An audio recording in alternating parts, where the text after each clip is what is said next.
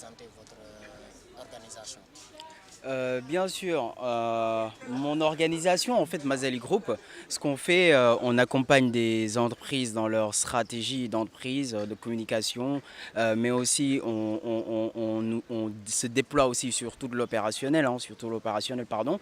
On accompagne aussi des startups, on les accompagne hein, sur l'identification des problèmes, sur l'idéation, etc. Donc jusqu'aux phases de lancement avec toutes les procédures que ça va demander, etc.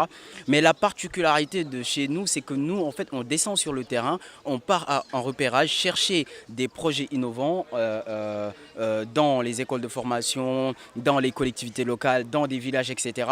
On sensibilise et on cherche des projets innovants à accompagner. Actuellement, c'est vrai qu'avec notre structure, on y va dans nos fonds propres pour les accompagner parce que derrière, on n'a pas peut-être de structure de financement qui nous appuie dans ça, puis pour prendre en charge la partie financière de ces personnes accompagnées. Mais en tout cas, nous, c'est ce qu'on fait de notre côté pour les aider. Et derrière, en fait, ce qui nous rapporte, c'est plus l'accompagnement des entreprises dans leur système de management de la qualité, dans leur stratégie d'entreprise, dans leur stratégie de communication, etc. Solotina, je suis le cofondateur de Solutina. Ça aussi, c'est une start-up qu'on a lancée parce que en plus d'accompagner des start-up avec Mazali Group, on crée nous-mêmes des start-up hein, parce que Startup Maker, je crée des start-up avec ça dépend des camarades, etc. Voilà, qu'on lance. Et Solotina, c'est la première plateforme de e-commerce dédiée uniquement, exclusivement sur la mode africaine. On a des ambitions énormes avec Solotina, de faire connaître la mode africaine et de le mettre à la disposition des gens partout dans le monde grâce à nos partenariats stratégiques avec des DHL donc qui livrent partout dans le monde à un coût très raisonnable pour le client et pour nous aussi. Donc au Sénégal aussi, hein, on permet aux créateurs d'avoir une vitrine numérique au sein de Solotina. Donc là, on prend les meilleurs créateurs donc, qui ont un certain il y a aussi certains critères pour les avoir dans nos plateformes. Donc il faut qu'ils soient formels déjà. Donc déjà avec Solotina, ça permet de lutter contre cette partie informelle. Et pourquoi on l'a lancé Solotina? Parce que le milieu textile est un domaine qui est extrêmement désorganisé. Et nous, on a lancé Solotina pour réorganiser ce milieu et en même temps faire atteindre donc, la beauté de la mode africaine partout dans le monde et de le faire accessible aux Brésiliens qui est au fin fond du Brésil, aux gars qui est au fin fond de la Chine, au Texas, etc. Donc c'est ça Solotina. Ouais. En tant que startup maker, comment analysez-vous l'écosystème des startups de l'entrepreneuriat ici au Sénégal? Bon, l'écosystème des startups, hein, c'est ce que j'ai dit tout à l'heure lors des panels, vous avez bien entendu. Moi, ce que je pense, c'est qu'il manque des connexions. Ok. Il y a des choses qui existent en fait, dans cet écosystème. Ce qui manque vraiment, c'est l'accès à l'information. Ça, c'est très important. On a des porteurs de projets d'un camp qui sont là, qui ne savent pas où aller chercher de l'information.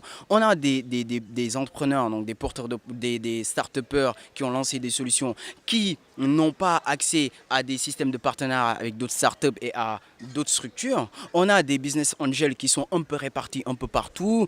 On a des fonds d'investissement qui sont chacun dans leur coin et qui n'investissent pas sur des startups qui viennent tout juste de naître. Donc souvent, ils te demandent 3 ans, des choses comme ça, etc.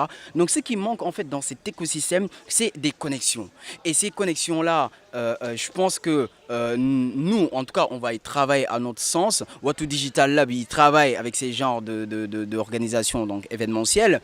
Il y a d'autres qui y travaillent. L'État aussi, bientôt, j'espère qu'ils vont y venir avec des solutions assez poussées pour permettre de favoriser cette connexion entre les porteurs de projets, le porteur de projet qui est au fin fond du Matam, qui ne sait pas lire ni écrire, qu'on puisse aller le chercher, aller le trouver. Et ça, c'est la vocation de Mazali Group, qu'on puisse aller le trouver, aller le chercher et lui montrer les connexions qu'il peut y avoir et créer même ces connexions pour lui en vue de faire en sorte qu'il puisse développer une solution innovante pour sa communauté. La nécessité de mettre en place ces genres de discussions. Comme Watu Digital Lab, c'est ce que j'ai dit tout à l'heure. Watu Digital Lab, grâce à ces événements, permet en fait de réunir certains acteurs de l'écosystème en vue de créer des connexions. Donc ça, c'est primordial et l'État aussi doit travailler en ce sens en essayant de créer ces genres de rencontres d'une façon beaucoup plus récurrente hein, et en mettant en place aussi derrière des systèmes d'appui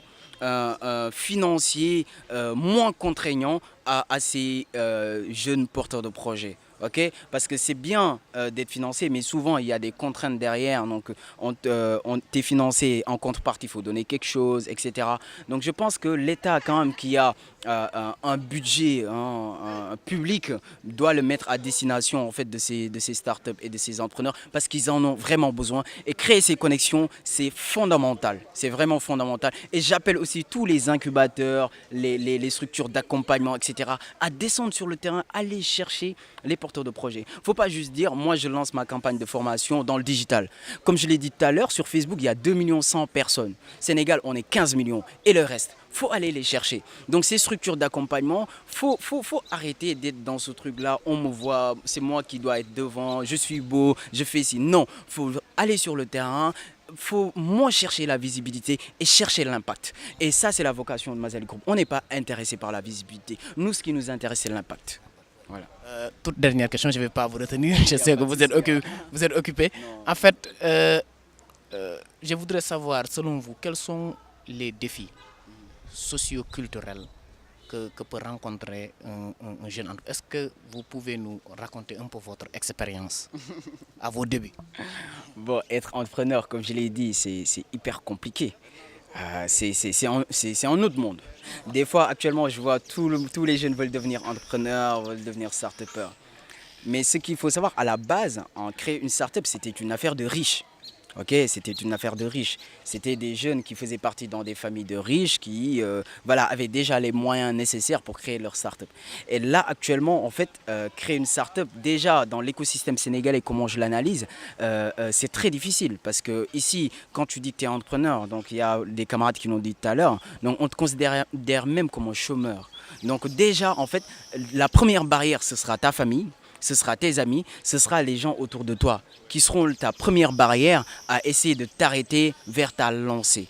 Et ce qu'il faut savoir quand vous êtes entrepreneur, c'est que tout le monde ne va pas comprendre votre vision. Votre vision, vous êtes la seule personne à pouvoir comprendre ça.